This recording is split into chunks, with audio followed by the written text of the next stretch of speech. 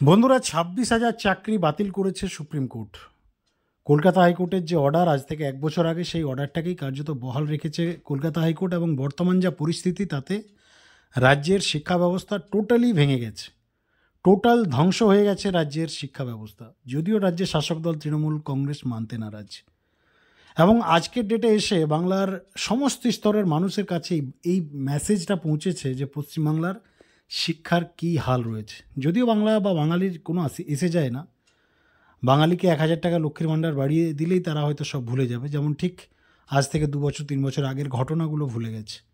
রাজ্যের প্রাক্তন শিক্ষামন্ত্রী পার্থ চট্টোপাধ্যায়কে গ্রেপ্তার করা, শিক্ষায় ভুরি ভুরি দুর্নীতির অভিযোগ সামনে প্রকাশ্যে আসা, কোটি কোটি টাকার বিনিময়ে চাকরির আদান প্রদান হয়, এই সমস্ত বিষয়, এত বড় বড় ঘটনা, 50 কোটির ওপরে প্রাক্তন শিক্ষামন্ত্রী পার্থ চট্টোপাধ্যায়ের বাড়িতে যে টাকা কালেকশন হয়েছিল তার বান্ধবীর বাড়িতে, বাঙালি সব ভুলে গেছে।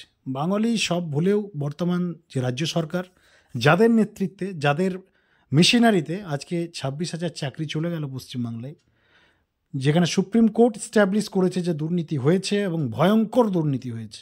যে দুর্নীতির জন্য আজকে 26,000-এর মধ্যে দেখুন কিছুও তো ভালো শিক্ষক শিক্ষিকা ছিলেন, তারা কোনো দুর্নীতি ছাড়া চাকরিটা পেয়েছিলেন নিজেদের যোগ্যতায়, তাদেরটাও চলে গেছে আজকে। তো এই সার্বিক সিচুয়েশনে দায়ী যদি কেউ থাকে, দেখুন কোট আনকোট তৃণমূল সরকার, কোনো সন্দেহ নেই এখানে। কিন্তু শাসক দল মানতে নারাজ। তাদের বর্তমান বক্তব্য যে এসএসসির এটা বিষয়, এবং এসএসসিকে তারা এই মুহূর্তে মানে একটু সাইড করতে চাইছে। তো যাক, সেটা একটা আলাদা পার্ট। তো এই ভেঙে যাওয়া শিক্ষা ব্যবস্থাটাকে এখনও পর্যন্ত যারা টিকিয়ে রেখেছে, বাংলার মানুষ আজকে বুঝতে পারছে যে শিক্ষা ব্যবস্থা আজকে ভেঙে গেল, কিন্তু বিষয়টা তা নয়, আজকে নয়। বাংলার শিক্ষা ব্যবস্থা আজ থেকে বহু বছর আগেই ভেঙে গেছে। বহু বছর আগে রাজ্যের শিক্ষা ব্যবস্থা ধ্বংস হয়ে চুরমার হয়ে গেছে। কিন্তু সেই ভেঙে যাওয়া শিক্ষা ব্যবস্থাটাকে টিকিয়ে রেখেছে যারা, এখনও পর্যন্ত চলছে যাদের কাঁধে ভর দিয়ে। আমরা যদি পিলার বলি এই এডুকেশন সিস্টেমের পশ্চিমবাংলার বর্তমান সময়ে, সেটা হচ্ছে রাজ্যের পার্শ্ব শিক্ষকরা। রাজ্যের 40,000-এর উপরে, প্রায় 44,000-এর কাছাকাছি পার্শ্ব শিক্ষক শিক্ষিকা প্রাথমিক এবং উচ্চ প্রাথমিকে বর্তমানে কাজ করছেন অত্যন্ত কম পারিশ্রমিকে। 10,000 টাকায় ঠিক ব্রিটিশ স্টাইলে কৃতদাসের মতো কাজ করাচ্ছে বর্তমান তৃণমূল সরকার। এবং রাজ্যের শিক্ষামন্ত্রী তো কিছুদিন আগেই বলেছিলেন, আপনারা জানেন, বিধানসভা থেকে, যে শিক্ষক এবং পার্শ্ব শিক্ষক এক নয়, তাদের কাজটাও এক নয়। কিন্তু কি কাজ করে তারা, সেটা শিক্ষামন্ত্রীও যে ভালো করেই জানে, কিন্তু স্বীকার করে না।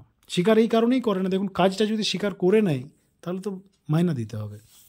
যেহেতু মাইনা কম দেয়, তাই ছেদযুক্তি দিয়ে থাকেন যে এরা পূর্ণ সময়ের শিক্ষকের মতো কাজ করে না। কিন্তু এদের কাঁধেই ভর করে আজকের এডুকেশন সিস্টেম টিকে রয়েছে। আর এই সিচুয়েশনে দাঁড়িয়ে সুপ্রিম কোর্টের ঐতিহাসিক রায়, 26,000 চাকরি চলে গেল। এরপর বিভিন্ন যে সংগঠনগুলো রয়েছে, পার্শ্ব শিক্ষক সংগঠনগুলো, তারা স্কুল বয়কট, কাজের বয়কটের ডাক দিয়েছে। কারণ দেখুন, কাজের চাপ তো অটোমেটিকলি বাড়বে, কিছু করার নেই। যে স্কুলে 10 জন ছিল, 5 জন চলে গেল, দায়িত্বটা কে সামলাবে? সেই 5 জনকেই সামলাতে হবে। সেই 5 জনের মধ্যে হয়তো দেখবেন 2 জন বা 3 জন প্যারা টিচার আছে। তো সেই সিচুয়েশনে দাঁড়িয়ে বিভিন্ন সংগঠন কর্মবিরতির ডাক দিয়েছে। রাজ্য সরকারের কাছে তারা দাবি করেছে তাদের দিকে একটু তাকানো হোক, পজিটিভলি দৃষ্টি আকর্ষণ করার নানান ধরনের কর্মসূচি নিচ্ছে, কিন্তু কোনো হেলদোল নেই।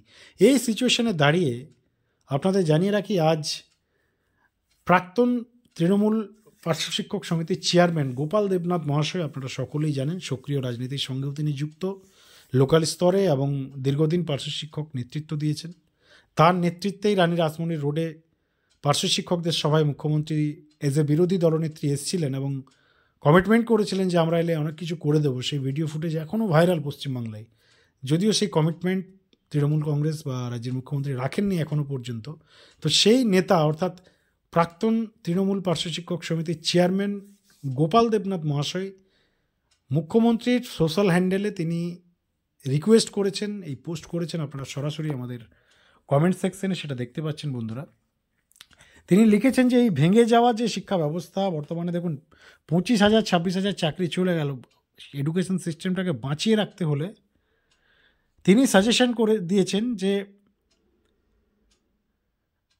পার্শ্ব শিক্ষকদের বেতন ন্যূনতম 25,000 টাকা বাড়িয়ে দেওয়া হোক এবং লোকাল স্তরে পার্শ্ব শিক্ষক নিয়োগ করা হোক, অর্থাৎ নতুন করে পার্শ্ব শিক্ষক নিয়োগ করা হোক এবং পার্শ্ব শিক্ষকদের যে স্যালারি সেটাকে বাড়িয়ে 25,000 টাকা করা হোক।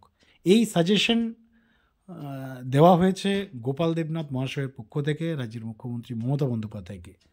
আমাদের বিশ্বাস এই আবেদন বা এই রিকোয়েস্ট মুখ্যমন্ত্রীর কানেও পৌঁছাবে না, কারণ সোশ্যাল হ্যান্ডেলে কয়েক কোটি কমেন্ট পড়ে, তার দেখার সময় থাকে না মুখ্যমন্ত্রীর।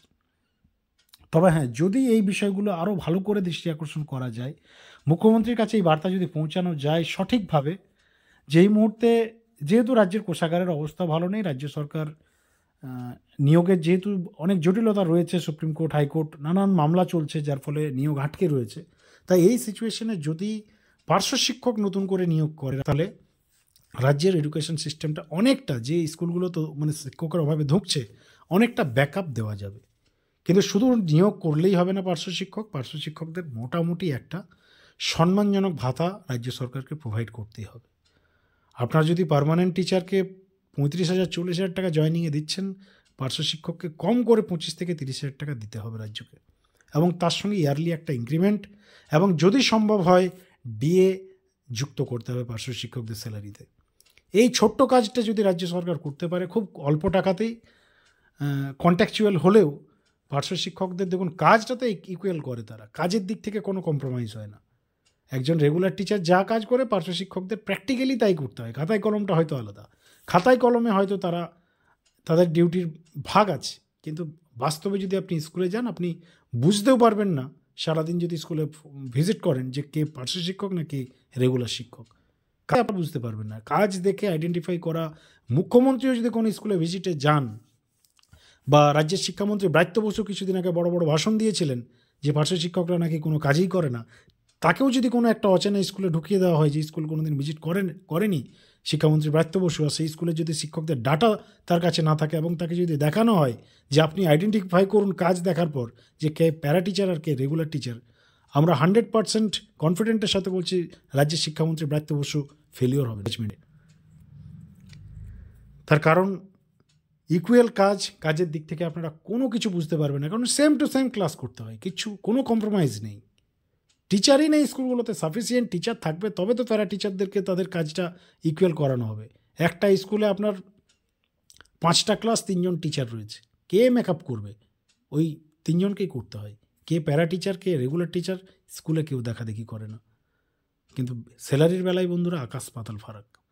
তো এই সাজেশন দেওয়া হয়েছে রাজ্যের মুখ্যমন্ত্রীকে, যদিও এই সাজেশন মুখ্যমন্ত্রীর কাছে পৌঁছাবে না সেটাও আমরা 100% শিওর, তবুও আমরা এই বিষয়টাকে হাইলাইট করলাম এই কারণে, যদি এই বার্তা, এই মেসেজ, এই প্রতিবেদনের মাধ্যমে রাজ্যের কোনো আমলা আধিকারিক অফিসার নেতা মন্ত্রীদের কাছে পৌঁছায়, তাদের কাছে রিকোয়েস্ট যেন এই বার্তাটা রাজ্যের কাছে পৌঁছে দেওয়া হয় যে এই মুহূর্তে বিকল্প অপশন খুব কুইকলি যদি কোনো সেক্টর নিয়োগ করা যায় উইদাউট আইনত কোনো ডিস্টারবেন্স ছাড়া, তাহলে একমাত্র সেই পথটা রয়েছে পার্শ্ব শিক্ষক নিয়োগ করা।